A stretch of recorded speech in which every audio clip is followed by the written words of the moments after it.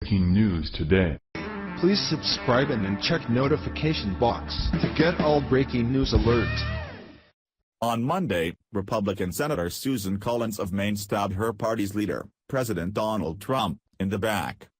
In an MSNBC appearance, she alludes to the fact that Trump may somehow not be the GOP's nominee in the 2020 presidential election, before ultimately saying that there's a long ways between now and that point. Wait reports. Collins wrote in House Speaker Paul Ryan's name in November instead of voting for any of the presidential candidates on the ballot. She said, "That was very hard for me to do as a lifelong Republican." She's one of a handful of Republicans who voted against the GOP healthcare plan. But she said she remains hopeful of a bipartisan solution. She also renewed her criticism of Trump's handling of the racial violence in Charlottesville, Virginia. She said he failed to meet the standard of what's expected of a president. Via Huffington Post.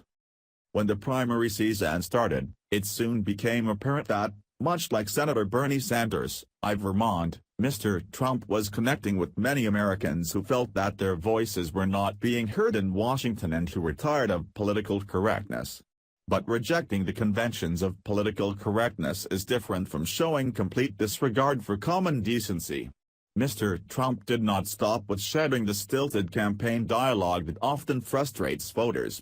Instead, he opted for a constant stream of denigrating comments, including demeaning Senator John McCain's, Republican Arizona, heroic military service and repeatedly insulting Fox News host Megyn Kelly.